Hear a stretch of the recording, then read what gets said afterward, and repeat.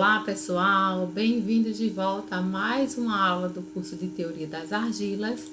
Em termos de conteúdos que nós já vimos, aprendemos boa parte dos conteúdos sobre a argila, como definições, estruturas e classificação, a classificação das argilas como colóides, e já entramos nas argilas bentoníticas ou nas argilas utilizadas para fluidos de perfuração. Então, nós já vimos definição, algumas caracterizações que podem ser úteis para classificar as argilas bentoníticas, tratamos um pouco sobre esses cátions trocáveis e a capacidade de troca catiônica que a gente pode quantificar a partir de alguns tipos de ensaios. E também vimos os mecanismos de hidratação e inchamento, né? Vimos a hidratação dessas argilas e depois entramos nos mecanismos de inchamento e também vimos algumas técnicas que podem ser utilizadas para quantificar esse inchamento, tá? Além disso, na aula passada, nós vimos um pouco sobre essa dupla camada eletrostática, que é a dupla camada difusa, e o efeito da associação entre as partículas numa suspensão. Então, só relembrando um pouquinho, né, essa dupla camada eletrostática ela é extremamente importante, porque é a partir dessa dupla camada que são determinadas o estado ou a estabilidade de uma suspensão. Então, se o potencial zeta ele for superior ao crítico, ou seja, o potencial zeta maior, as partículas elas vão estar mais distantes e aí, consequentemente, as forças de repulsão elas passam a prevalecer. E aí, nesse caso, nós dizemos que o sistema ele vai estar defloculado. Quando essa dupla camada, né, o efeito da atração, ela se sobrepõe à repulsão e aí as partículas, né, a atração ela é tão grande que vence essa camada de solvatação, que seria exatamente a presença, né, essa dupla camada eletrostática, as forças de atrativas elas passam a prevalecer. E aí, nesse caso, há a floculação. E aí, essa floculação que ela está representada a partir das associações entre partículas. Então, depende da concentração dos elementos presentes ali numa dispersão também. Então, quanto maior for a concentração de argila, maior vai ser a probabilidade de existir associação entre partículas. E aí a gente viu que dessas associações nós temos interações face a face, face a aresta e aresta a aresta, certo? Então, aprendemos também a identificar quando um sistema ele está disperso e defloculado e quando o sistema ele vai estar aglomerado ou agregado e floculado. Então, existem diferenças e essas diferenças entre as associações entre partículas e se ele vai estar defloculado ou floculado, eles influenciam diretamente nas propriedades reológicas e de filtração dos fluidos, ok? Ou seja, eles vão aumentar ou reduzir a viscosidade plástica, aumentar ou reduzir a força gel, bem como o limite de escoamento dessas argilas. Tá? Desse fluido de perfuração em que as argilas elas vão estar presentes. Então, na aula de hoje, a gente vai falar um pouco sobre as propriedades determinadas por esse sistema bentonita-água, bem como avaliar, né, entender os efeitos da adição do NaCl, de cátions polivalentes e de hidróxido de sódio nessas suspensões, ok? Então, dando início ao tema da nossa aula de hoje, vamos falar um pouco sobre as propriedades do sistema bentonita-água. Então, quais são as principais propriedades medidas ou determinadas por esse sistema? São as propriedades reológicas e de filtração.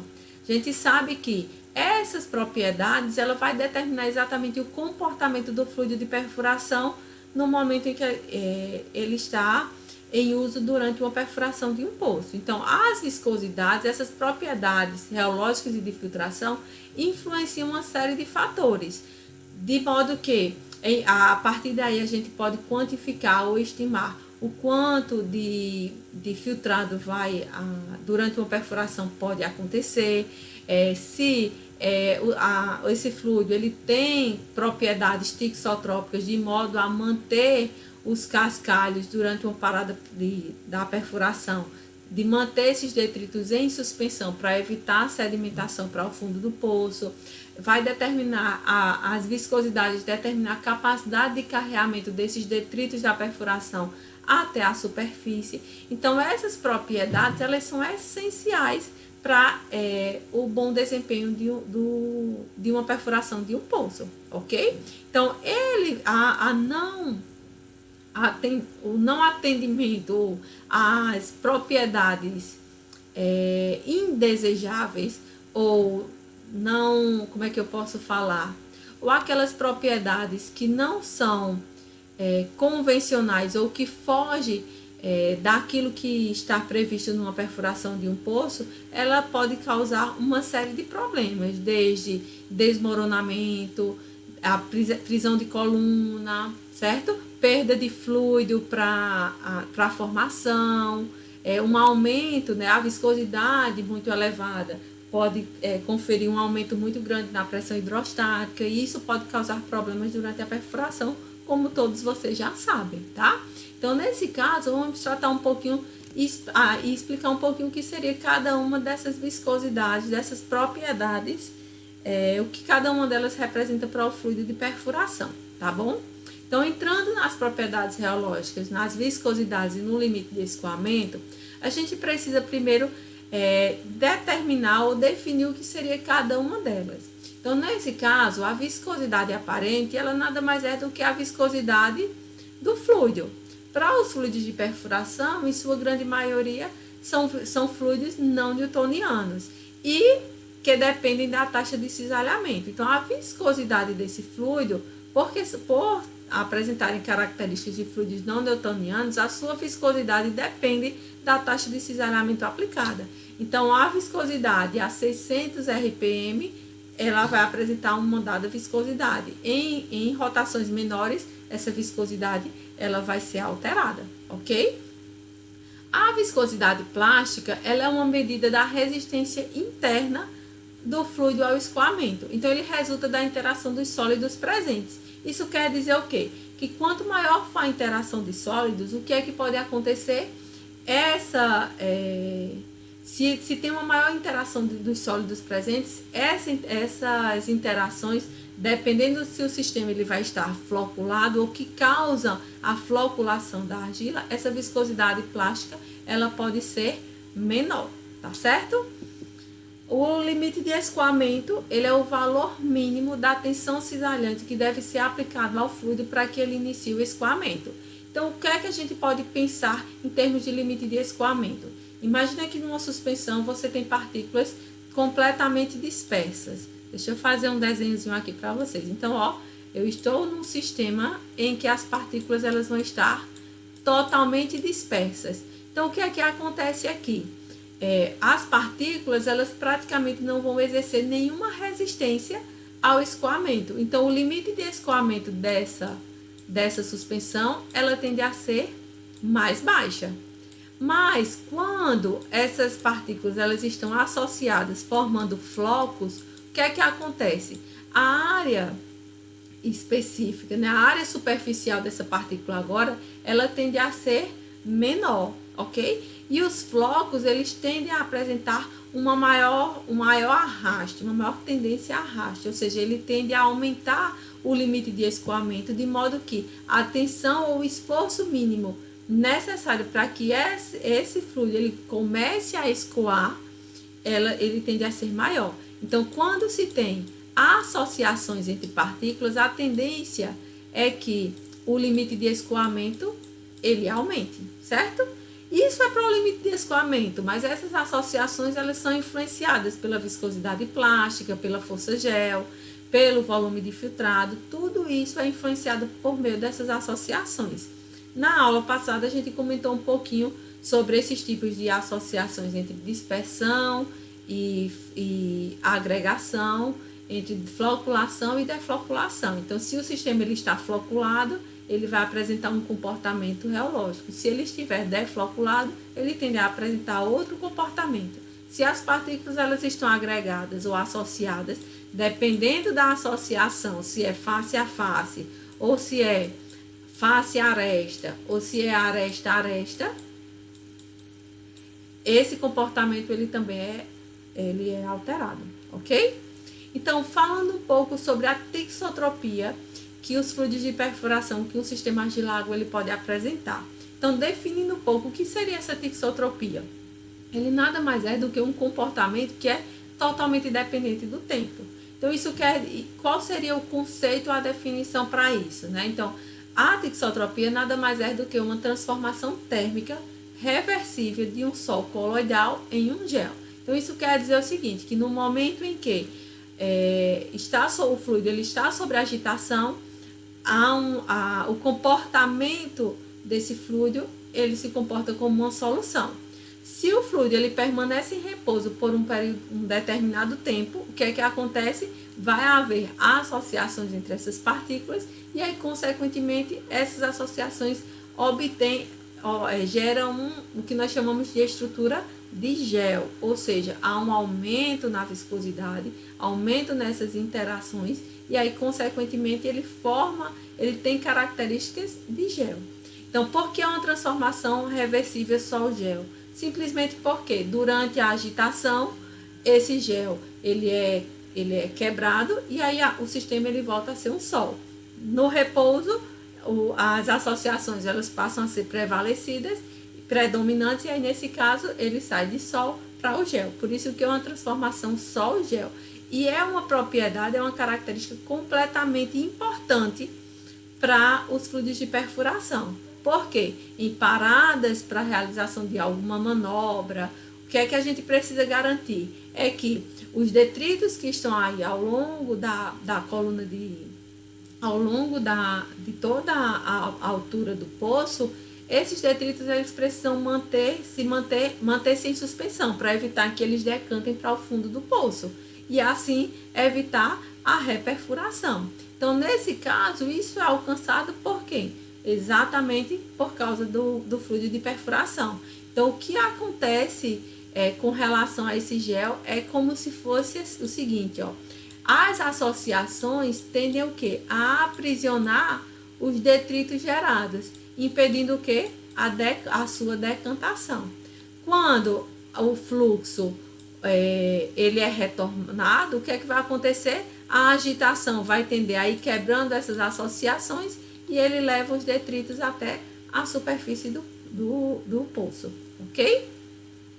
Então, numa condição em que o fluido ele vai estar na condição sol, as partículas elas não se tocam, entende-se que elas vão estar totalmente dispersas, de modo a formar um sol, ok? Quando, com o tempo, ele vai formar estruturas de gel, o que é que acontece? As partículas tendem a se tocar a partir daquelas associações que vocês já sabem, e aí, nesse caso, ele vai formar uma estrutura em gel, que nesse caso pode, inclusive, aprisionar a água aqui e, consequentemente, aumentar aí as propriedades geológicas desse sistema, tá bom? Então, comparando ou falando um pouco sobre a tixotropia e a força gel, porque são parâmetros que são correlacionados.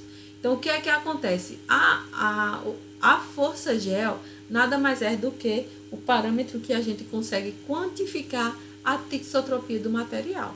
Então, veja só, essa imagem aqui, ó, esse gráfico aqui, ele mostra exatamente o deslocamento das curvas de fluxo, ó, a partir em função do tempo, ó. Veja aqui, em diferentes tempos, na verdade. Então, veja só, o gráfico ele mostra a tensão cisalhante em função da taxa de cisalhamento. E o que é que a gente pode observar? Aqui seria esse tal zero, ele é a tensão, ele é o limite de escoamento característico do fluido, ok? Então, para um determinado tempo, para fluidos tixotrópicos, com o tempo, essas associações elas aumentam e aí, consequentemente, eu vou aumentar o limite de escoamento. Eu aumento a interação, então eu aumento a resistência para iniciar o escoamento. Então, no tempo 1, ó, o que é que acontece? Essa tensão para que inicie o escoamento, ela é maior do que a tensão limite de escoamento, propriamente dito. No tempo 2, ó, tende a ser maior ainda. No tempo 3, ainda maior. Então, quanto maior o tempo, maior for essas associações, maior vai ser a tensão necessária para que o escoamento ele prossiga, ok? Então, a diferença entre a tensão final pela tensão inicial, que seria a tensão, o limite de escoamento, ele determina a força gel, ok? Então, ele representa a força resistiva ao escoamento devido a um tempo de repouso. E a formação e quebra da estrutura do gel é um fenômeno dependente do tempo, ok? Como a gente já comentou. Então, essa tixotropia ela é muito importante no caso dos fluidos de perfuração, em virtude daquele desenho que eu mostrei anteriormente. Muito mais bonito do que esse, certo? Então, veja só, as partículas elas tendem a se associarem e aí eles meio que abraçam os detritos, impedindo que as partículas, esses detritos, eles decantem novamente para o fundo do poço, ok? Então, essa propriedade ela é extremamente importante ao longo de toda a perfuração, porque paradas vão existir para algum tipo de manobra que a perfuração ela exige, tá bom? Então, o que seria manter esses detritos em suspensão? Essas duas imagens aqui, ela mostra exatamente o fenômeno sol-gel de uma argila. Então, veja só, foi preparado uma dispersão água e argila em que tem propriedades tixotrópicas muito bem definidas. Então, nesse caso, o que é que acontece quando o fluido o sistema está em repouso? Ele vai suportar exatamente, o peso do detrito, impedindo que esse detrito ele decante para o fundo do recipiente, ok? Então, ele mantém os detritos em suspensão em virtude da estrutura gel formada por ele em repouso. Quando, para esse mesmo fluido, inicia-se, a agitação, então a quebra dessas associações, o que é que acontece com o detrito? Ele tende a afundar para o fundo do recipiente, porque eu quebrei essas estruturas em gel e aí o sistema, a viscosidade ela vai diminuir e consequentemente o detrito, essa estrutura, né, no caso as associações que já não existem, não conseguem manter esses detritos em suspensão. Então, essa transformação sol-gel é extremamente importante por causa desse objetivo, certo? É importante ter cuidado na viscosidade, viscosidades muito altas não necessariamente é sinônimo de algo bom para o fluido, porque uma alta viscosidade tende a aumentar a pressão hidrostática e aí, consequentemente, pode afetar outras coisas, como fratura de uma formação, um aumento do filtrado nas paredes do poço, aumento do reboco, e aí isso gera uma série de outros problemas que vocês já sabem, né? Então, como é que a gente determina essas propriedades reológicas e de filtração? A propriedade de filtração, eu não preciso nem dizer o que seria, né? Então, quando o fluido, por estar numa pressão hidrostática maior do que a formação, o que é que acontece? É inevitável que haja influxo do meio aquoso para o fundo, para o interior da formação. Isso porque as rochas elas são porosas. Então, nesse caso, a água, né, do fluido de perfuração tende a penetrar tende a migrar para a rocha, né, para a formação, e aí os sólidos, os detritos, as argilas, nesse caso, eles tendem a formar uma película impermeável na parede do poço. Essa película impermeável, ela vai ajudar de que forma? Ela tende a diminuir os efeitos da filtração e garante uma estabilidade do poço, evitando assim que haja maior interação com a rocha e, consequentemente, inchamento e desmoronamento. Então, as propriedades de filtração e a espessura de reboco, elas precisam ser determinadas e previstas para um fluido de perfuração, porque eles também são responsáveis por evitar uma série de problemas, ok? Então, como é que a gente determina essas propriedades, tanto reológicas quanto de filtração? Então, existe uma série de testes que podem ser realizados, tanto em laboratório quanto no campo. Vou mostrar para vocês aqueles ensaios que são mais fáceis ou mais comumente utilizados, até mesmo no próprio campo, para que possamos... e aí esses testes, eles tendem a ser mais simples, só para que a gente possa observar durante a perfuração se as propriedades estão sendo mantidas de acordo com o que foi previsto. Então, esses testes, eles acabam sendo realizados com frequência no campo, justamente para garantir ou para verificar essas diferenças ou as perdas da propriedade inicial desses fluidos de perfuração. Porque a gente sabe que quando se está perfurando um poço, o fluido ele também pode interagir com alguns sais que estejam presentes ali e, consequentemente, causar um desbalanceamento aí nessas propriedades, ou uma floculação chegando até a floculação do próprio fluido de perfuração. Então, é preciso analisar isso para tentar reverter essas propriedades inadequadas e prosseguir assim com uma perfuração segura, tá bom? Então, para os parâmetros reológicos, podem ser utilizados ou o viscosímetro FAM 35A ou um funil Mache e copo graduado. Então, o próprio nome e a imagem aqui, ele mostra, né? Na verdade, a viscosidade ele vai ser determinada exatamente por um funil, certo? Então, ele vai determinar a eficiência do fluido em conduzir os detritos até a superfície, ok? Então, para esses parâmetros reológicos que são utilizados no viscosímetro FAM ou no funil Mache, são determinados resultados ou temos respostas em termos de comportamento de viscosidade, limites de escoamento e tixotropia. Então, no viscosímetro FAM, é possível ser realizado 6 leituras, que são as leituras em 600, 300, 200, 100, 3, 6 e 3 RPMs. Então, a leitura em 600 RPM, a gente vai analisar exatamente a deflexão que a mola ela apresenta no viscosímetro. Então, a gente vai ver exatamente essa deflexão obtida a partir de uma rotação de 600 RPM. Em 300, uma deflexão em 300 e assim sucessivamente. Então, a partir dessas leituras, de todas essas 6 leituras, é possível obter uma curva de fluxo que nada mais é do que a gente vai avaliar o comportamento do fluido em função da tensão versus taxa de cisalhamento e aí, consequentemente, dá indícios de que tipo de fluido ele está sendo analisado, se é um fluido newtoniano, plásticos de Bingham e assim sucessivamente. São determinados também a viscosidade aparente, viscosidade plástica e limite de escoamento e as forças G. Todos esses parâmetros aqui, eles são determinados a partir dessas leituras, ok? Então, lembrando que a força G é o parâmetro que vai quantificar a tixotropia de uma dispersão. Então, nesse caso, em repouso, o fluido gelifica e mantém os detritos em suspensão. Ao iniciar o bombeamento, o que é que acontece com o gel? O gel se quebra, diminui as interações e as associações e, consequentemente, facilita o fluido. Ele começa a fluir e transporta os detritos até a superfície.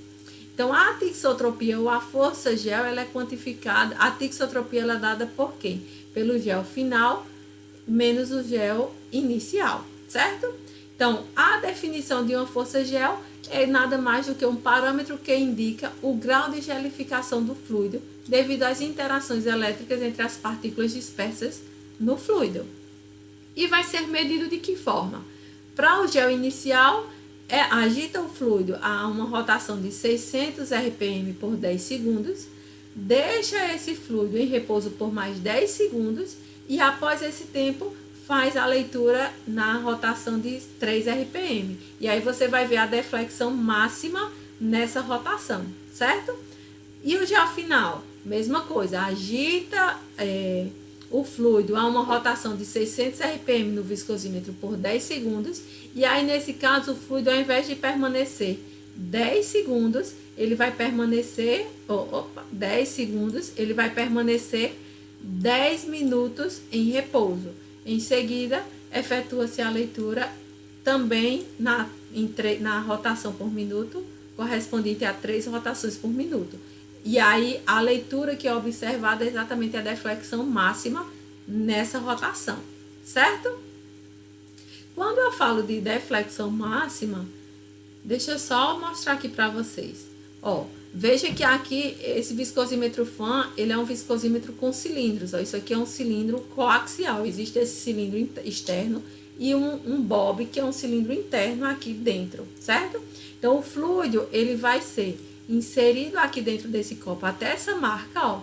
E aí, essa base, ela é levantada até esse nível aqui. Então, o nível do fluido, ele permanece nesse nível aqui, nessa marcação desse cilindro. E aí, é submetido a uma rotação aqui, ó. Esse ganchinho aqui, ó, é o que vai...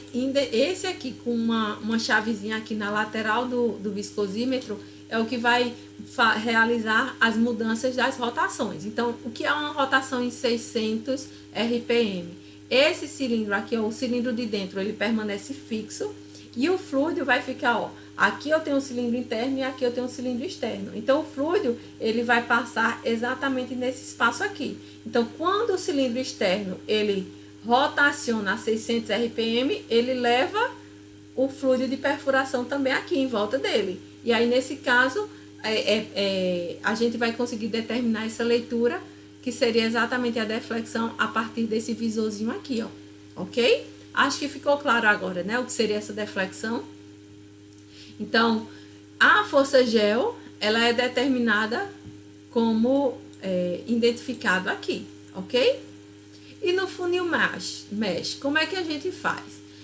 Na verdade, a viscosidade desse funil, ele vai ser determinado em segundos. Ou seja, qual é o objetivo desse ensaio?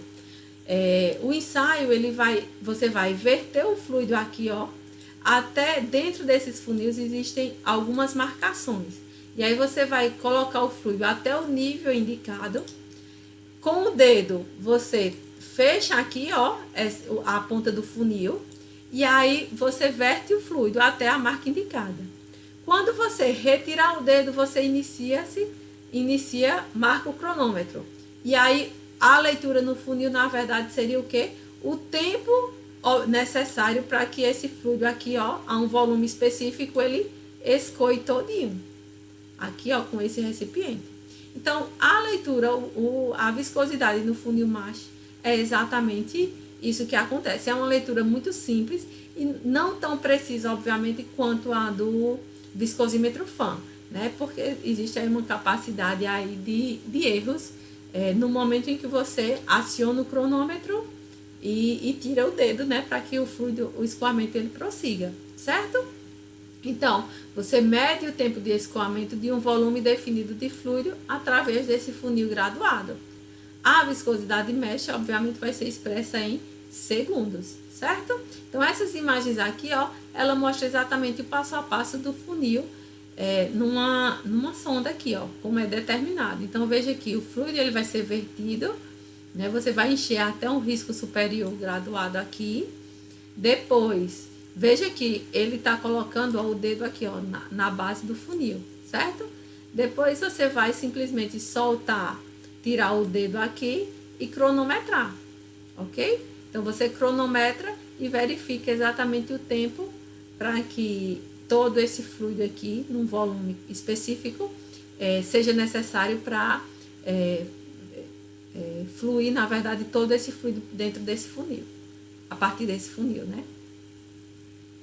E os parâmetros de filtração? Os parâmetros de filtração são comumente utilizados em campo, o filtrado API, ou seja, são filtrados a baixa pressão e baixa temperatura, ou seja, são ensaios que são realizados a temperatura ambiente e numa pressão de no máximo 100 psi. Então, essa imagem que está mostrado aqui, nada mais é do que o ensaio de filtração API.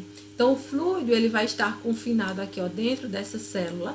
Na base dessa célula aqui existe um papel de filtro que vai simular exatamente a formação, certo? E aí é inserido aqui, ó, uma pressão de 100 psi. Então, durante um determinado tempo, o que é que vai acontecer? Como a pressão está aqui a 100 psi, ele tende a forçar o fluido a passar por aqui, né? Pela parte de baixo desse recipiente. Então, nesse caso, existe aqui ó, uma válvulazinha, um espaço, um orifício em que o fluido ele começa a verter aqui. Então, após um determinado tempo, esse filtrado aqui coletado, ele vai ser útil para determinar o valor de filtrado que esse fluido de perfuração ele vai apresentar, certo? Então, ó, coletou num becker e aí você transfere o volume para uma proveta graduada e você consegue medir exatamente o quanto de volume de filtrado foi, o quanto de filtro de água foi filtrado nesse ensaio por um tempo específico, certo? E aí, óbvio, que quanto maior a concentração de sólidos, quanto maior a quantidade de filtrado aqui, ó, o que é que vai acontecer com o reboco? Ele tende a apresentar uma espessura maior. No campo, esse reboco, ele tende a ser obtido de forma bem grosseira mesmo, tá? É com uma régua graduada.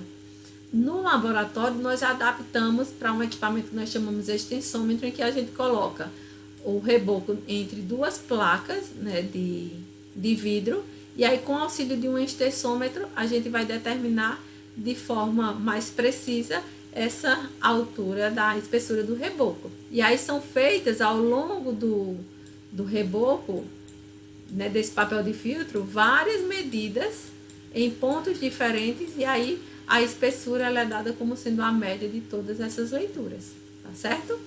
Então, só para facilitar para vocês estudarem o passo a passo de como determinar essas propriedades, eu deixo aqui para vocês o passo a passo, tanto para as propriedades reológicas quanto para a propriedade de filtração, tá? Então, o que seria, como a gente determina as propriedades de um fluido de perfuração? Primeiro, é importante preparar uma suspensão de bentonita numa concentração de 22,5 gramas de argila em 350 ml de água deionizada e deixa agitando por 20 minutos em um agitador mecânico Hamilton Beach. Todas essas normas e esses passo a passo, a gente vai seguir as recomendações da norma API, certo? Então, a norma API, ela diz que essa suspensão precisa ter essa concentração e ele tem que permanecer por 20 minutos sobre a agitação. Após esse tempo, o fluido ele permanece em repouso por 16 horas. E só após as 16 horas de repouso é que você pode realizar todo e qualquer ensaio, seja ele de reologia ou de filtração. E por que é que esse tempo ele é necessário? O que é que vocês acham? Quem arrisca um palpite? Então, ele precisa permanecer em repouso justamente para garantir um tempo de hidratação para as bentonitas. Então, quanto maior for esse tempo, a gente garante que maior vai ser a hidratação e a forma com que essas águas elas vão entrar entre essas camadas, promovendo assim a maior dispersão entre essas partículas, ok? Então, para realizar o estudo reológico no viscosímetro FAM, o fluido, após 16 horas de repouso, ele vai ser agitado por 5 minutos no agitador mecânico Hamilton Beach. Para quê? Para a gente poder quebrar as associações entre partículas e obter as medidas mais corretas, mais precisas. Então, após isso, a gente transfere a barbotina para o recipiente do viscosímetro FAM e realiza as leituras, né, as medidas em L600 e L300 até a estabilização do sistema. As demais leituras, elas também vão ser medidas nesse ensaio, tanto a 200, 100, 6 e 3 também vai ser realizado da mesma forma. E aí, o que é importante a gente considerar aqui? É que, na verdade, as leituras elas precisam começar da rotação maior e seguir em ordem decrescente até a menor, que seria o L3, ok? Então, com as medidas L600 e L300, podemos determinar a viscosidade plástica e o limite de escoamento. Então, a viscosidade plástica vai ser a diferença entre a leitura em L600 e L300. O limite de escoamento vai ser o valor da viscosidade plástica determinado menos a leitura em L300. Aí vocês poderiam me perguntar, e a viscosidade aparente?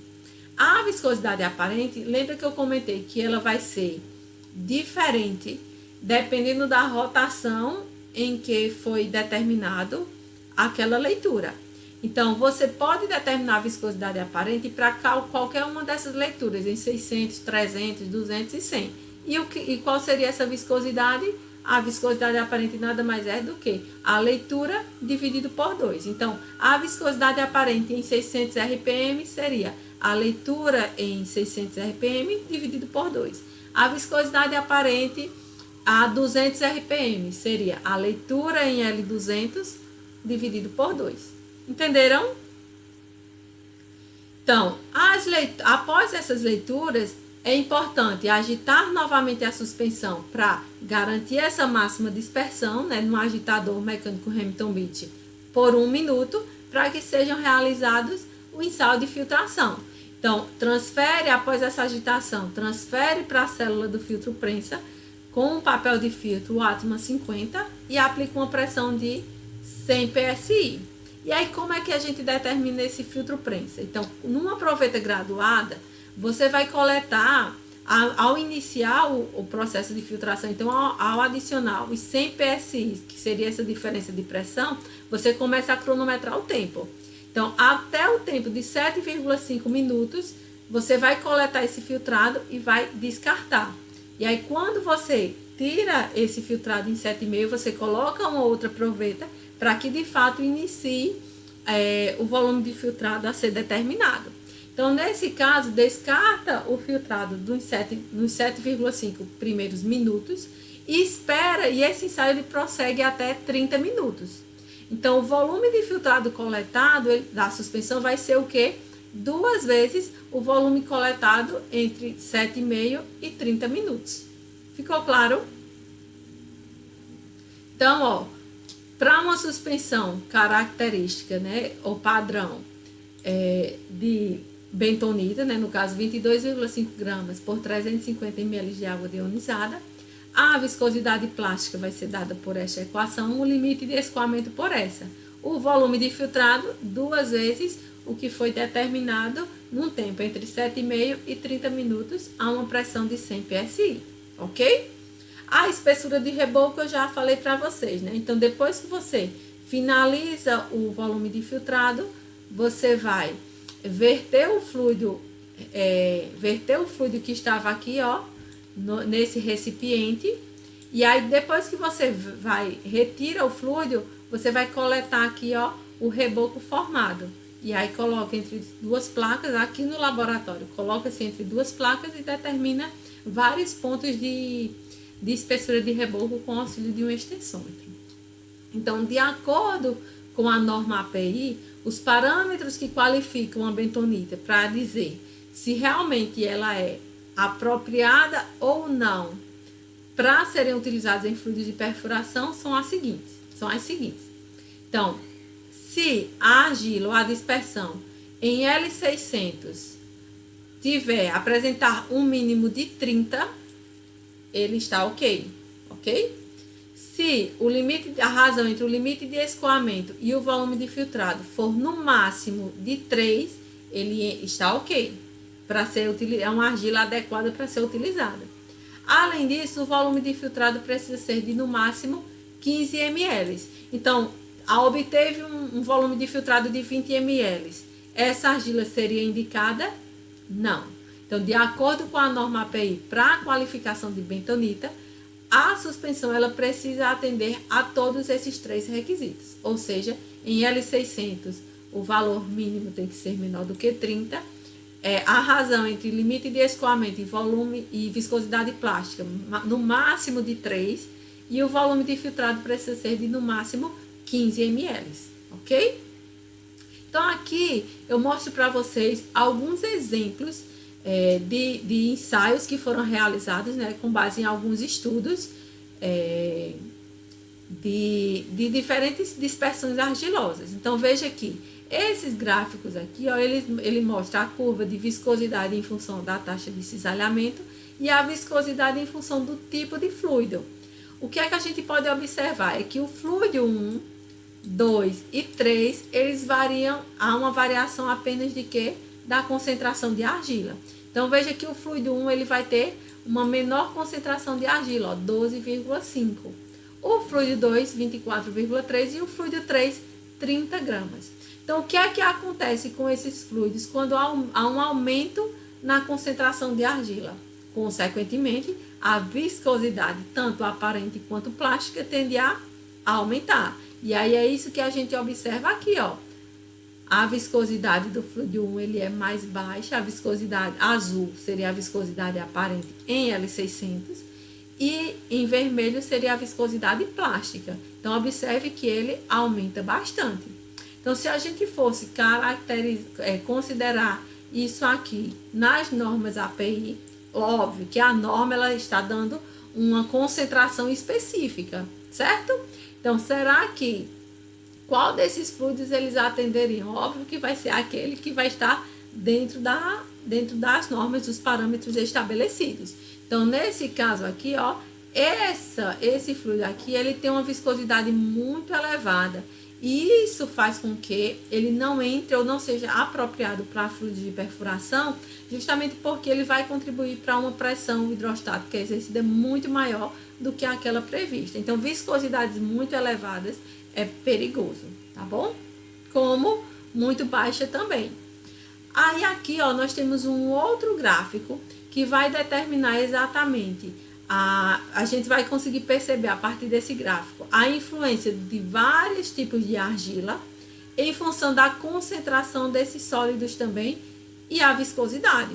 Então, essa curva, ela nada mais é do que a viscosidade em centipoase em função da porcentagem de sólidos. E essas curvas aqui correspondem aos fluidos preparados com diferentes concentrações e argilas diferentes. Então, o que é que a gente pode observar? Aqui nessa linha vermelha, ela corresponde exatamente ao padrão estabelecido pela norma API, que ele diz o seguinte: a viscosidade ela tem que estar num valor acima de até no máximo 30, né? Só que isso é na leitura em 600. Então, a viscosidade aparente ela é dada por quem?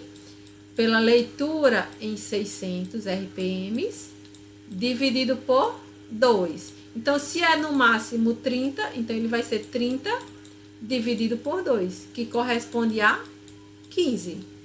Então, nesse caso, está em destaque aqui a viscosidade como sendo 15 centipoase, tá bom? Então, o que é que a gente pode observar aqui? A gente pode observar duas coisas. Primeiro é que a concentração, quando você aumenta a concentração de argila, independente do tipo, o que é que a gente observa? É que a viscosidade ela tende a aumentar. Para as argilas, né, as dispersões em que são preparadas argilas de baixo rendimento, o que é que acontece? É necessário uma concentração de argila muito elevada para ele atingir para que aumente essa viscosidade. Por isso que ela é chamada de argila de baixo rendimento. Então, essa argila aqui, ó, de Wyoming, é exatamente a bentonita que é encontrada, é a bentonita naturalmente sódica. Ela é encontrada nos Estados Unidos, né? E aí é por isso que o nome dela ela é denominada de bentonita de Wyoming. É a argila que é naturalmente sódica. Então, ela tem características aí perfeitas para serem utilizadas em fluidos de perfuração. Mas no Brasil, isso não acontece. As argilas aqui, as bentonitas, elas são policatiônicas. Então, é necessário tornar essa argila policatiônica como sendo uma argila sódica. Então, essa argila, elas são argilas industrialmente comercializadas como sendo sódicas, mas elas são provenientes de argilas policatiônicas. Então, elas são tratadas para se tornarem sódicas. Entenderam? Então, veja aqui. A argila de alto rendimento, ela se assemelha ao comportamento da bentonita de Wyoming e ela tem um comportamento muito parecido, muito próximo. Então, ela é a que vai mais se assemelhar ou que vai ser a indicada para ser utilizada no fluido, ok? Então, quando a gente fala de alto rendimento ou baixo rendimento, esse rendimento ele está relacionado ao número de barris de lama que pode ser produzido usando 1 tonelada de argila para que a lama ela tenha uma viscosidade aparente de 15 centipoase a uma medida, né, no viscosímetro rotacional de 600 RPM, ok? E o volume de filtrado dos fluidos, né? Então, veja aqui, aqueles mesmos fluidos, ó, H1, H2 e H3, com concentrações aqui, ó, aumentando de 12,5 para 30 gramas de argila por 500 ml de água, o que é que a gente observa? Eu aumentei a concentração de sólidos, então nesse caso eu estou diminuindo a água livre que está presente. Então o que é que acontece? O volume de filtrado ele tende a reduzir. Só que ao mesmo tempo em que o volume de filtrado reduz, que é que eu tenho alta concentração de sólidos. Então a espessura de reboco ela é muito elevada. Então uma alta espessura de reboco também não é interessante. Eu quero um reboco fino e impermeável, certo? Então o ideal é se ter um volume de filtrado otimizado, de modo a apresentar aí essa diferença de volume de filtrado ou uma espessura de reboco adequada para evitar uma redução do diâmetro do poço, certo? Então, ó, cada bentonita, ela vai apresentar um comportamento diferente. Então, nem todas as argilas, elas vão apresentar o mesmo tipo de comportamento. Então, vamos lá, ó. Aqui essa imagem, ela mostra exatamente 4 argilas industrializadas, ou seja, para torná-las sódicas, mas veja que elas têm propriedades completamente diferentes, ó. A argila A tende a ter maior volume de filtrado do que quando comparado com, por exemplo, com a argila B, certo? Então ela vai ter maior volume de filtrado e tem alta viscosidade, vai ter maior viscosidade plástica, mas aparente, mas veja que a viscosidade plástica, ó, ela é muito parecida, certo? Vamos comparar essa daqui, ó, essa argila D. Veja que a viscosidade ela apresenta maior viscosidade aparente. E dentre essas argilas é a que apresenta menor viscosidade plástica, certo? Então, por que isso? Todos esses comportamentos, eles se dão, ou eles se devem exatamente a os tipos de associações, tá? Um sistema que está disperso e defloculado, um sistema disperso e defloculado seria o quê? As partículas todas, ó, afastadas. Então, eu tenho uma alta força de repulsão entre essas partículas, ou seja, a repulsão ela prevalece sobre essas partículas, de modo que a área específica, né, a área superficial dessas partículas, elas são altas. Então, o que é que acontece? A viscosidade plástica, ela vai ser alta. Mas o limite de escoamento, como essas partículas elas estão totalmente dispersas, o limite de escoamento, esse fluido ele não exerce nenhuma resistência ou pouca resistência ao escoamento. Então, o limite de escoamento ele tende a ser mais baixo e o volume de filtrado e a força gel também, né? No caso da força gel, em propriedades reológicas. Quando se tem, por exemplo, um sistema agregado e defloculado, veja o que é que acontece aqui.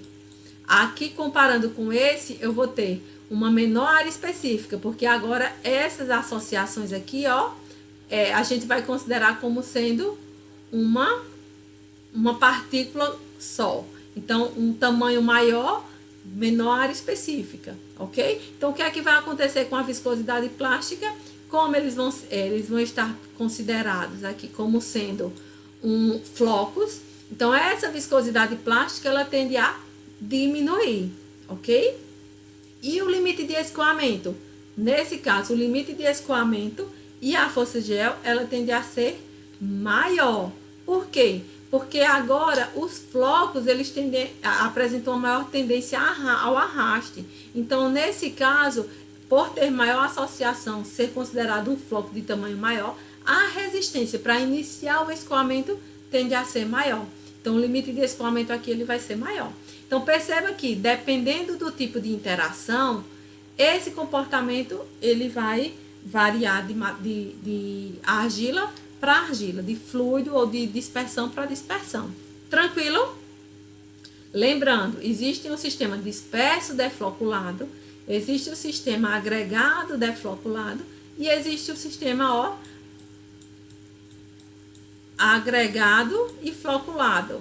E existe o sistema que vai estar disperso. Não, esse aqui seria o sistema disperso floculado. e esse aqui seria o sistema agregado, né? Porque as partículas agregadas, elas vão estar em orientações face a face. Então, aqui é agregado e floculado, cujas partículas elas estejam próximas, ok?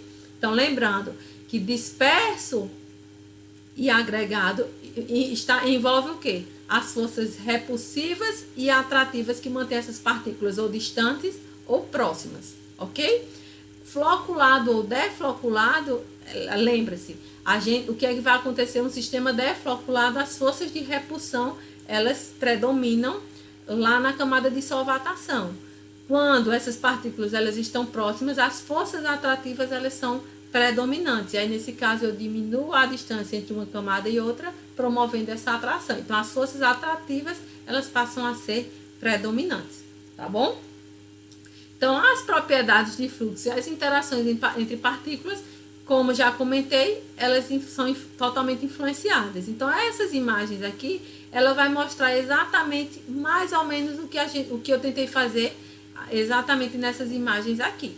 Então, quando eu tenho associações do tipo face-aresta e aresta-aresta, maior serão os valores, né, de volume de viscosidade plástica e limite de escoamento, e menor vai ser os valores de volume de filtrado.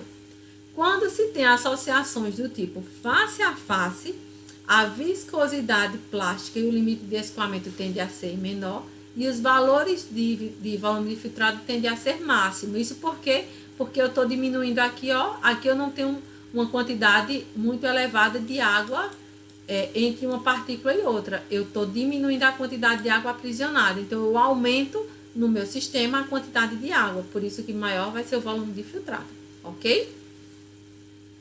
Então, eu vou deixar um exercício para vocês, para que vocês possam analisar, com base no que já foi determinado, quais seriam as características principais dessas argilas. Então, veja que foi dado duas argilas, dados de inchamento de Foster, composição mineralógica e viscosidade aparente, tanto para a argila A quanto para a argila B. Veja que a argila B tem maior inchamento de Foster, tem argilas minerais esmectitas e quartzo, mas não tem caulinita, certo? E a viscosidade aparente, ela é maior do que a da argila A. Aí, com base nesses dados, eu peço para que vocês interpretem os resultados de cada argila individualmente, relacionando os dados que foram indicados, certo? Então, que argila seria? Qual é a argila ideal para ser utilizada em fluido de perfuração, por exemplo? Então, o que representa esse inchamento de Foster de 19 ml? Uma viscosidade aparente de 200 centipoase, certo?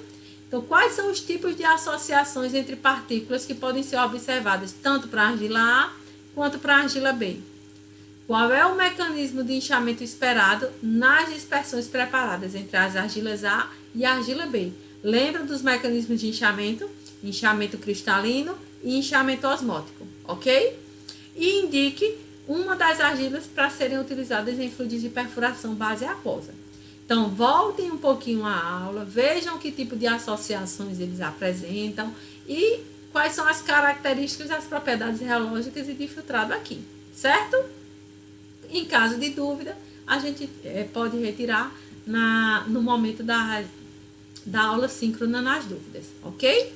Então, após isso, a gente precisa entender alguns efeitos de alguns elementos que podem estar presentes no fluido de perfuração nesse sistema, de modo a modificar ou alterar as propriedades reológicas desse material, desse sistema, desse fluido, ok?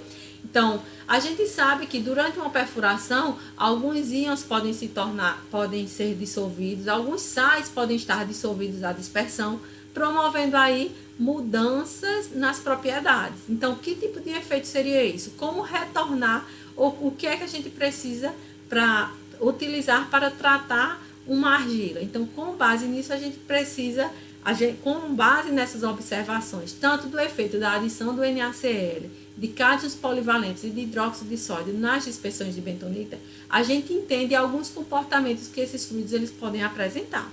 Então, falando um pouco da adição do NaCl, o que é que a gente observa? Nesse gráfico existem duas curvas.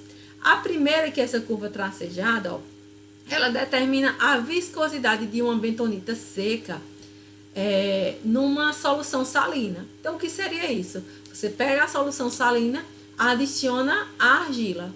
O que é que vai acontecer com ela? Como a gente pode observar aqui, ó, a viscosidade ela diminui consideravelmente. Então, ela não tem viscosidade nenhuma. Isso porque as argilas no estado seco, elas tendem a estar, ó, associadas com associações do tipo face a face. Elas estão próximas, não tem água, a água não vai entrar aqui entre essas camadas, ok? Como o sal, a presença do sal impede ou dificulta esse espaçamento aqui, essa interação com as moléculas de água, o que é que acontece? A viscosidade não apresenta nenhum efeito.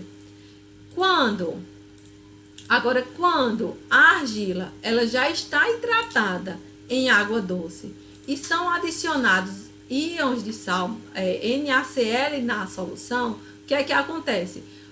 O NaCl na presença de água ela tende a se dissociar. Só que a argila ela já vai estar hidratada. Então isso quer dizer o quê? Ó? Que entre essas camadas, entre essas partículas eu tenho o quê? A água aqui, ó. Isso aqui, ó, essa parte tracejada aqui seria como se fosse a camada de solvatação. Então eu tenho íons hidratados, solvatados na superfície da partícula, formando aquilo que nós chamamos de dupla camada iônica, dupla camada elétrica. Então, as partículas, elas vão estar aqui, ó, sobre forças de repulsão. Existe água coordenada entre elas. E aí, quando o sal, ele entra aqui, ele começa a apresentar efeitos diferentes. Veja aqui, quando se adiciona uma pequena quantidade de sal, a viscosidade aparente, ela aumenta. Isso por quê? Porque eu estou adicionando uma quantidade adicional de sal, mais Na tende a se tornar hidratado, né, formando aquele número de coordenação 12. Então, mais água tende a estar aqui, ó, coordenado às moléculas de água. E o que é que acontece? Maior vai ser essa dispersão. Então, uma quantidade muito pequena de sal não vai apresentar um efeito tão pronunciado. No entanto, quando uma concentração um pouco maior de NaCl ele é adicionado, e veja que é uma quantidade ainda pequena, tá certo? Então, essa quantidade aqui ela é praticamente irrisória. Então, quando você adiciona o NaCl, o que é que acontece? Mais cargas positivas vai existir. Então, o sódio ele vai começar a promover o efeito inverso. Por quê? Eu tenho um excesso de eletrólito. E aí, nesse caso, as partículas numa suspensão, ele vai estar em movimento browniano, certo? Então, quando as partículas se tocam, a camada de solvatação impede com que as forças de atração, elas predominem. E aí, o que é que vai acontecer? As forças de repulsão, ela passa a ser predominante. Então, no movimento browniano, as partículas se mantêm dispersas em virtude das forças de repulsão prevalecerem sobre as forças atrativas de Van der Waals. Quando você adiciona muito eletrólito, o que é que vai acontecer? A presença desses eletrólitos tende a ir comprimindo essa dupla camada. E aí o que é que vai acontecer? As forças atrativas elas passam a prevalecer. E aí nesse caso faz com que essas partículas elas comecem a irem se aproximando. Além disso, como já tem muito eletrólito associado à água, né, hidratado, então alguns íons de Na, ele tende simplesmente a ser adsorvido aqui, sem estar na presença de água, certo? Sem estar hidratado, adsorvido à superfície dessa partícula.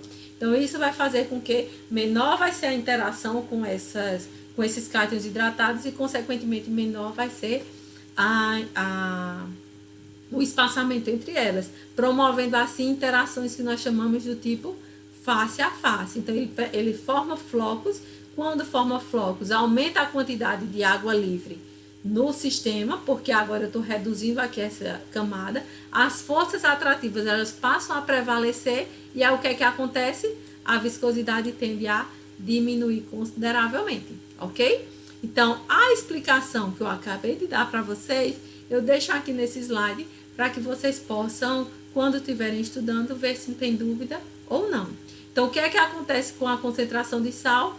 um excesso de eletrólito tende a aproximar essas partículas de argila, ou seja, as forças atrativas elas passam a prevalecer, vencem aquela camada de solvatação que define, que mantém, né, que garante a repulsão dessas partículas. Então ela vence essa camada de solvatação e aí o efeito de arraste ele passa a ser muito maior do que o exercido pelas partículas individuais. Então nesse caso leva à floculação e a viscosidade tende a diminuir.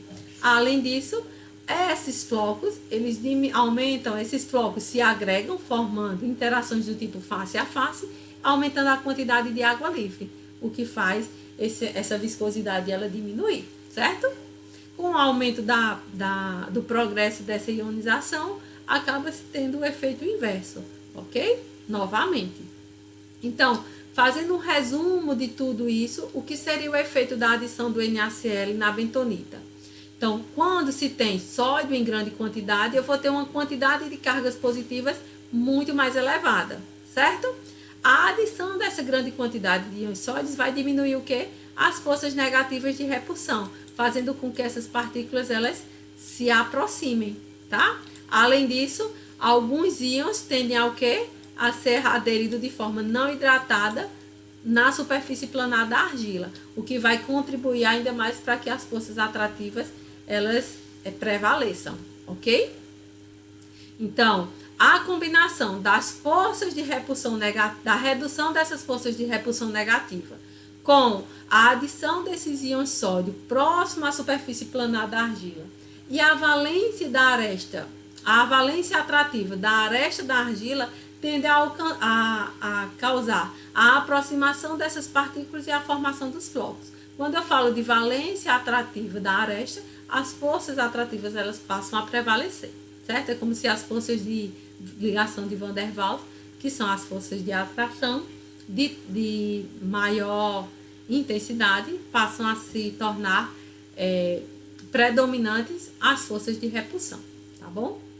Então, esses flocos vão reduzir o efeito, eles produzem um efeito de arraste muito maior do que o exercido pelas partículas individuais, resultando no aumento inicial da viscosidade. Mas logo depois, em função da água livre, o que é que acontece? A viscosidade ela diminui, ok? Então, com o aumento dessa ionização do NaCl, esse efeito aqui ele vai se ampliado e aí o que é que acontece? Os flocos eles se tornam agregados, tá bom? As partículas de argila, na forma de placas planas, assumem a orientação face a face, que é a condição para associações do tipo agregados, eles são neutralizados. E aí, consequentemente, a água, que antes estava presa entre essas camadas, ela se torna livre, reduzindo assim a viscosidade e aumentando o volume de filtrado, ok? Com relação aos cátions polivalentes, então veja que essa imagem aqui, ela mostra 5 tipos de associações entre partículas. Então, veja que nas imagens A e D, nós temos partículas dispersas, cujo o sódio ele vai estar entre as camadas, e aqui nós temos um agregado de argila, de partículas cuja o cátion entre essas camadas é o sódio, certo? Essas imagens B, C e E são argilas em que, quando o cálcio ele foi adicionado a essas condições aqui, ó, é o efeito que o cálcio ele apresenta sobre a associação entre essas partículas e, consequentemente, sobre as suas propriedades. E esse gráfico aqui, ó, ele corresponde exatamente o quê? A tensão, né, a perda de fluido que o material ele apresenta e a força gel. Então, essa curva de baixo ele vai mostrar o quê? O comportamento gel, predominantemente dessas associações de A a E, bem como a perda de fluido, certo? Então, o que é que a gente pode observar? Vamos considerar primeiro essas duas concentrações aqui, ó, essas duas condições em que o sódio seria o cátion que vai estar entre essas camadas, ok? Então, essas lamas aqui, cada um são lamas de perfuração. É como se nós tivéssemos pego parte dessa suspensão para analisar essas partículas. Então, eu tenho pequenos clamps aí de bentonita, ok? Então, na situação Em A, eu vou ter uma lama que está completamente dispersa, ok? E aí, se ela está dispersa, o que é que acontece com a perda de filtrado? Ela é menor, porque eu tenho mais cátions, mais moléculas de água entre essas camadas aqui, promovendo o espaçamento entre essas camadas. E a viscosidade ou a força GO, ela é maior. No caso da condição D, veja que elas estão, as partículas, a argila ela foi exposta à água, mas ela não está totalmente hidratada. Então, as associações aqui, elas permanecem com associações do tipo face a face. Então, ainda permanecem agregados. Então, o que é que acontece? A força gel, ela é menor do que comparado com a primeira condição A. E o volume e a perda de fluido, ou volume de filtrado, tende a ser maior. Então, é isso que a gente observa nessas duas condições aqui. Então, na condição A, seria a condição ideal, certo? Aí, quando o cálcio, ele entra substituindo o sódio aqui entre essas estruturas, o que é que a gente observa? Eu vou ter uma lama floculada. Por quê? Porque os íons divalentes, eles atuam aproximando as camadas, essas partículas de argila. Então, nesse caso, a presença do cálcio orientada apresenta um número de coordenação 6, ou seja, menor, com uma valência maior, a orientação dessas moléculas de água tende a ser muito maior. Então, o que é que acontece? A aproximação entre essas partículas, elas são inevitáveis. E aí eu posso ter associações do tipo face-aresta ou aresta-aresta, que, consequentemente, não vai apresentar um efeito tão pronunciado, por exemplo, na força gel. Então, nesse caso, quando se tem associações do tipo face-aresta ou aresta-aresta, o que é que acontece? Que seria a condição B, a força gel, ela aumenta, porque agora eu tenho flocos, certo? Então, esses flocos vão apresentar um efeito mais pronunciado, então maior vai ser a resistência, consequentemente maior vai ser a força gel. Mas a água, ela ainda tende a estar aqui, ó, entre essas camadas e aprisionado entre essas associações. Então, nesse caso, a perda de fluido aumenta um pouco, mas esse aumento ele não é tão pronunciado quando comparado ao ar, ok? Já nas condições seguintes, que seria a condição C e a condição E, esse efeito ele é o inverso, certo? Então, esses textinhos que estão aqui, eles representam exatamente aquilo que eu estou explicando para vocês. Então, ele vai auxiliar nos estudos de vocês, quando vocês estiverem avaliando esses efeitos dos cátions polivalentes. Então, nesse caso aqui, ó, quando o cálcio ele é adicionado à suspensão que está totalmente hidratada, o que é que acontece? Ele desloca o sódio para uma posição próxima à superfície planar e ele vai assumir, ele desloca o sódio, na verdade, e ele assume a posição na superfície planar dessas argilas. Então, o efeito vai ser uma redução nas forças de repulsão negativas e uma tendência a se tornarem floculadas.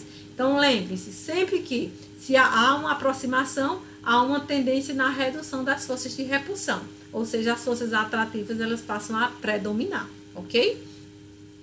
Como esta progride e a atmosfera iônica torna as partículas ainda menos negativas, as placas de argilas, elas tendem a ir se orientando para formar agregados. Então, quando se tem associações face a face, as partículas elas vão estar muito mais orientadas, as forças atrativas elas prevalecem ainda mais sobre as forças de repulsão negativas e aí, consequentemente, menor vai ser a força gel e maior vai ser o volume de filtrado em virtude da água livre no sistema, ok? E para a condição E, é a mesma coisa. Veja aqui nessa condição, as argilas elas ainda estavam agregadas, não foi suficiente para que a dispersão ela ocorresse. Então, houve uma substituição do sódio pelo cálcio, essas partículas elas vão permanecer ainda agregadas, tá? Nesse caso aqui, quando isso acontece, essa agregação ou o efeito, ele é muito mais pronunciado, ou é muito mais rápido do que nessa condição aqui, em que ele sai de floculado para uma agregação, tá bom? E aí, tanto para a condição E quanto para a condição C, ó, veja que eles apresentam comportamentos muito parecidos, ok? Ou seja, alta perda de filtrado, baixa força gel. Certo? Então, essas curvas vai ilustrar exatamente os diferentes estágios de floculação e agregação na perda por filtração e na força gel. A força gel e a perda de filtração de ar aumentaram quando as suspensões estão no estado floculado. E quando ele progride para um estado agregado em C, a força gel diminui e a perda de filtrado aumenta também. No caso D, esse aumento ele é praticamente imediato. Então, de D para E, esse aumento nas perdas de filtração e a redução na força, ela ocorre de forma muito mais rápida, porque o sistema ele já está totalmente agregado, ok? Então, em resumo, em termos de viscosidade aparente, numa dispersão em que as partículas elas estão totalmente dispersas, a viscosidade aparente ela tende a ser menor. À medida em que aumenta a concentração de cátions divalentes ou a cátions que tendem a ter tendências floculantes, o que é que acontece? A viscosidade ela tende a aumentar. Quando há uma associação face a face, o que é que vai acontecer? Uma agregação, a viscosidade volta a diminuir, ok? Então, por que é que o cálcio ele substitui o potássio de forma mais facilmente? Então, a substituição desses cátions polivalentes de um cátion para outro é característico exclusivamente do tipo de cátion presente, certo? Então, a facilidade de substituição dos cátions ele vai depender tanto da valência quanto do tamanho do íon. Isso quer dizer o seguinte, que cátions que apresentam valência maior, eles podem substituir de forma mais fácil cátions de valência menor. Então, se existem num sistema cátions mono e cátions divalentes, é mais fácil os cátions divalentes entrar e substituir um cátion monovalente, ok? E o tamanho do íon? Então, se a gente imaginar que está numa suspensão, numa dispersão, então um raio hidratado, um cátion que tenha um raio hidratado menor, ele vai ser mais fácil de ser substituído, né? Então, cátions que apresentam maior raio não hidratado ou menor raio hidratado têm maior poder de substituição. Então, de acordo com essas regras, e aí é muito característico de elemento para elemento, de íon para íon, então a tendência é que em ordem decrescente, né, na verdade, o lítio é um dos cátions que tem maior facilidade de serem substituídos. Então, quanto mais deslocado para a direita aqui da imagem de vocês, o que é que acontece? Mais difícil vai ser a substituição. Ou o inverso, né? Quando a gente desloca da direita para a esquerda, o ferro, por exemplo, ele tende a substituir mais facilmente um cátion monovalente do que, por exemplo, o alumínio, e assim sucessivamente, ok? E o efeito da adição do hidróxido de sódio na bentonita? Então, observem essa imagem e o que é que a gente pode observar? É que dependendo do pH, essa viscosidade ela aumenta muito consideravelmente. Então, o que é que acontece? O pH ele precisa ser mantido entre 8 e 9 para ser estabelecido aí uma viscosidade ótima, tá? Por quê? Porque qualquer variação de aumento de pH acima de 9, o que é que acontece com a viscosidade? Ele aumenta de forma drástica, tá? Então, um pH básico aumenta a quantidade de íons OH-, e aí isso, consequentemente, aumenta a quantidade de cargas negativas na suspensão, e aí causa um efeito de forma muito abrupta na viscosidade aparente, certo? Então, uma lama de bentonita, nesse caso aqui, dessa imagem, que apresenta uma concentração de 20 libras barril não tratada, mantendo um pH entre 8 e 9, tende a apresentar viscosidades mínimas abaixo de 10 centipoase. A viscosidade ela tende a ter uma tendência ao crescimento quando o pH ele está próximo a 9. Só que acima disso, o que é que acontece? Essa viscosidade ela aumenta rapidamente, ok? Então, um pH de 9 e um pH de 11,5, veja que a diferença, ele parte de próximo de 10 para próximo a 25 centipoase. Então, é um aumento muito abrupto, certo? E isso é perigoso. Então, mantendo o pH, qual é o ideal? Manter o pH entre um range de 8 a 9. Você tem-se um aumento na viscosidade e que, em adição aos sólidos contaminantes, causa problemas para a manutenção do fluido e, consequentemente, aumento do custo. Por quê? Uma viscosidade muito elevada aumenta consideravelmente a pressão hidrostática do poço. E isso pode interferir e causar sérios problemas na perfuração, certo? Então, quando o hidróxido de sódio ele é adicionado para controlar o pH dessa dispersão, para pH básico, a quantidade de íons OH- é muito maior. Então, os íons eles tendem a se aderir e estarem presentes aonde? Naquela superfície planar, aumentando essas forças negativas de repulsão. E aí vai acelerar exatamente o movimento das moléculas de água entre as placas de argila, certo? Então, o resultado é uma hidratação muito rápida da argila. E essa técnica de hidratação, ela é útil, mas ela é útil quando se deseja fazer manobras para limpeza do poço, certo? Então, quando se deseja limpar o poço, eu quero aumentar a viscosidade da lama, então eu preciso aumentar, para aumentar o efeito de arraste, então eu adiciono hidróxido de sódio. Mas durante uma perfuração, essa condição ela não é desejada, tá certo? Então, na perfuração que se encontram misturas de argilas hidratáveis, concentrações muito elevadas de íons hidroxilas podem causar problemas no poço, certo? Porque ele aumenta de forma muito rápida essa viscosidade. Então, o que é que acontece? Íons OH-, eles tendem a ser absorvidos na superfície, no pH básico, tendem a ser absorvidos na superfície planar das partículas de argila, aumentando as forças negativas de repulsão, consequentemente aumenta a hidratação e uma dispersão muito mais rápida. E o que é que acontece? A viscosidade da lama, ela aumenta consideravelmente, ok? Então, isso é muito utilizado para a limpeza do poço. Na perfuração, não, ok? Então, na próxima aula, nós daremos continuidade ao curso de Teoria das Argilas e aí a gente entra para a nossa última aula desse tema, ok? Então, até a próxima aula, pessoal. Qualquer dúvida, lembrem-se, anotem para que a gente possa retirar na aula síncrona.